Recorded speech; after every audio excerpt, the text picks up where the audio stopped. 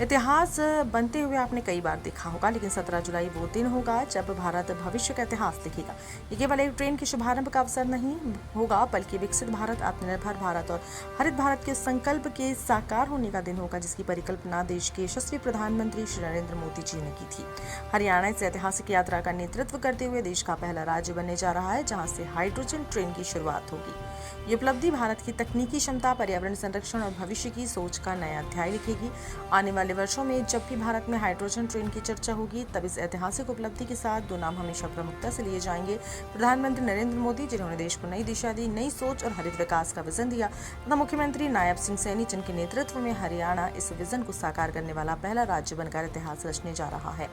ये उपलब्धि केवल एक आधुनिक ट्रेन की शुरुआत नहीं, बल्कि दूरदर्शी नेतृत्व, प्रभावी नीति और तेज क्रियान्वयन का सशक्त उदाहरण है।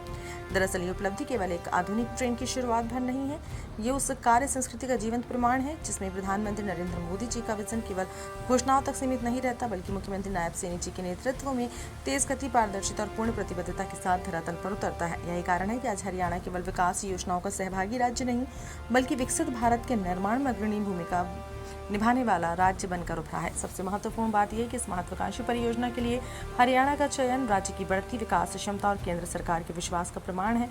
मुख्यमंत्री नायब सैनी के नेतृत्व में हरियाणा आधुनिक आधारभूत संरचना, नवाचार और हरित विकास की दिशा में लगातार नई ऊंचाइयां प्राप्त कर रहा है।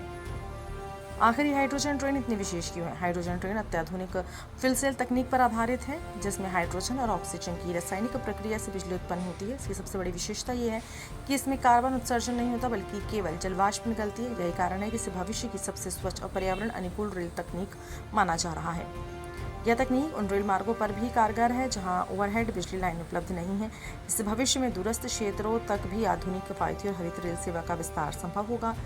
जींद सोनीपत रेलखंड पर इस ट्रेन का संचालन केवल एक तकनीकी उपलब्धि नहीं, बल्कि डबल इंजन सरकार की दूरदर्शिता, उत्कृष्ट समन्वय और परिणाममुखी कार्यशैली का सशक्त उदाहरण है। 17 जुलाई केवल कैलेंडर की एक तारीख नहीं होगी, बल्कि भारत के हरित और आधुनिक भविष्य की नई शुरुआत का प्रतीक बनेगा। जींद से चलने वाली हाइड्रोजन ट्रेन केवल रेल की पटरियों पर नहीं दौड़ेगी, बल्कि विकसित भारत के संकल्प, नई तकनीक और नई ऊर्जा और नए आत्मविश्वास को भी गति देगी। यही प्रधानमंत्री नरेंद्र मोदी के विजन का साकार रूप और मुख्यमंत्री नायब सिंह सैनी के नेतृत्व में आगे बढ़ते हरियाणा की ऐतिहासिक उपलब्धि होगी।